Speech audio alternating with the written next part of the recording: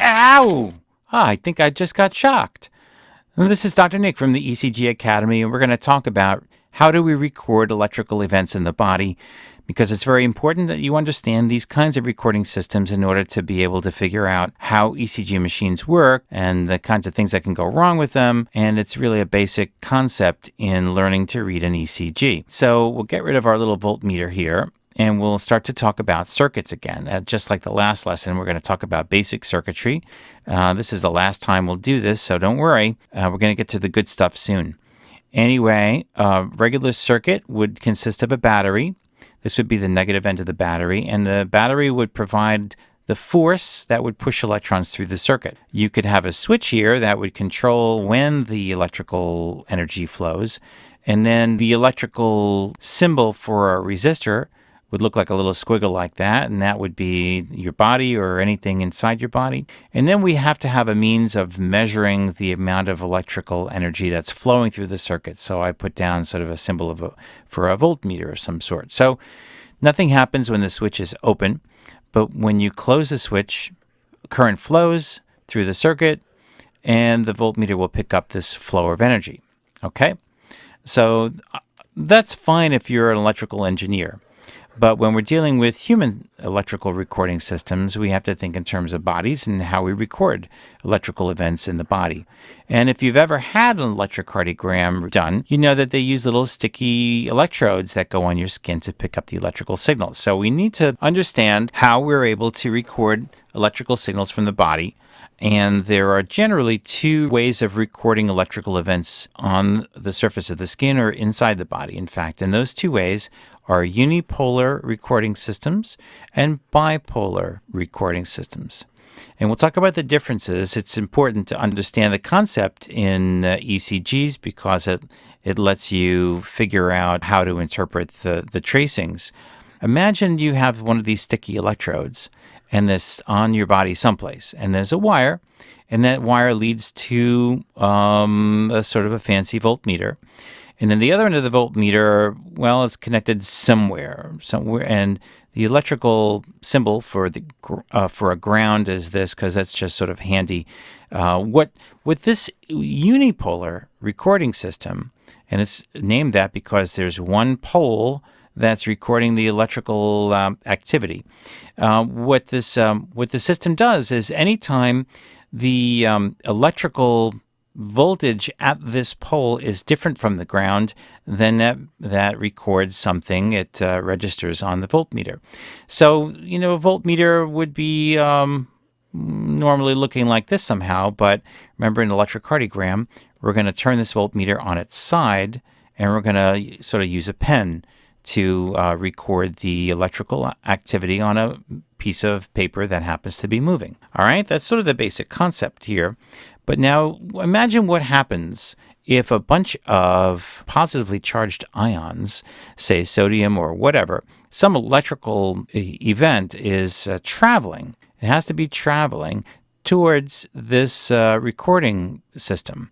Now, initially, you would not actually record any voltage difference, so you'd kind of have this flat line that's coming out of this recording system. But now what happens when this positive charge stuff kind of reaches this electrode is now the voltage is going to be different at this electrode versus down here at the ground. And what will happen is this voltmeter will register a positive deflection. And as the positive charges gradually move away, once they leave the area, then what will happen is the voltmeter will return to a zero state, and then these things can go on and move away. So that's how we're able to record signals using this kind of a unipolar recording system. Okay, so now what happens if instead of this sort of like generic ground, we use a second pole? We use another electrode, let's say over here, and we connect this electrode to the other end of the voltmeter. Okay, so you still have this voltmeter, but now what it's doing is recording the electrical difference between these two poles. So anytime one pole is different as far as the electrical charge surrounding it is concerned, then it's going to register on this voltmeter. So we have two poles. What do you think? That's right. This is called a bipolar recording system. Okay, so let's erase this whole thing. We still have our voltmeter, but now we have to bring our positive charges back. Okay, so now let's say our positive charges are back over here again. Right now, there's no electrical difference between these two poles, and so our voltmeter is just measuring 0 volts. So now the positive charges come by, and you have this electrical event that's sort of moving.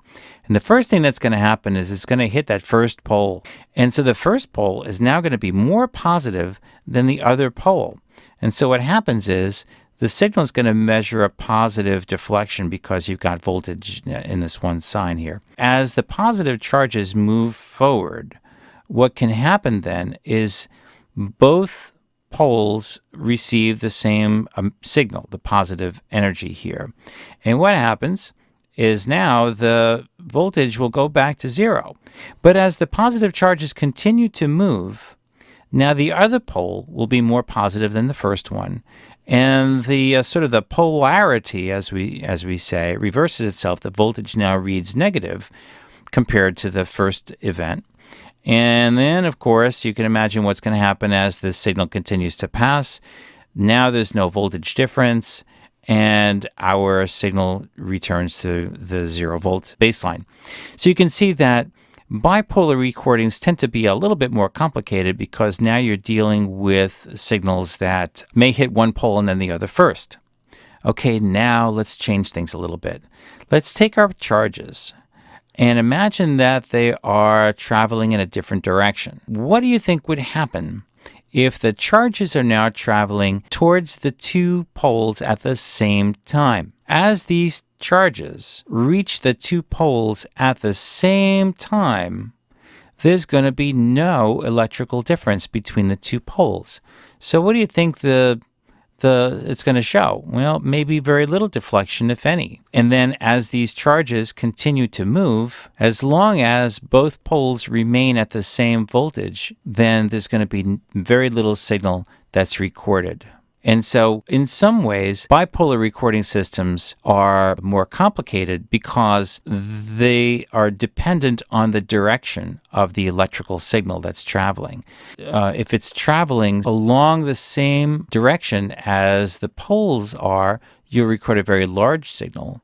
But on the other hand, if it's traveling in this direction, which would be considered perpendicular or at a 90-degree angle to the recording bipole, since this is a bipolar recording system, we refer to these two electrodes as a bipole, then the signal will barely show up on the recording.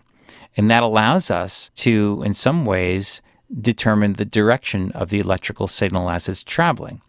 Okay, so ECGs, for the most part, are using bipolar recording systems.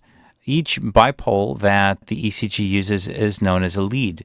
And we're going to talk more about this because when you have a full-blown electrocardiogram, it's known as a 12-lead ECG. But you have to understand the idea behind a unipolar recording system with one pole. It's very sensitive to pick up electrical activity that comes in any direction. Bipolar recording systems are able to pick up electrical signals very well as long as the signals are traveling along the direction of the two poles. But if signals are traveling perpendicular to that recording pair or that bipole, it may have a hard time picking that up. All right, so that's the two different recording systems. And now that we've gone over this sort of basic electrical theory, we can start talking about the heart and about electrical events that occur within the heart and how we record them and how we interpret them from the ECG. Well, thanks for listening. This is Dr. Nick with the ECG Academy. And please subscribe to my YouTube channel and check out ecgacademy.com.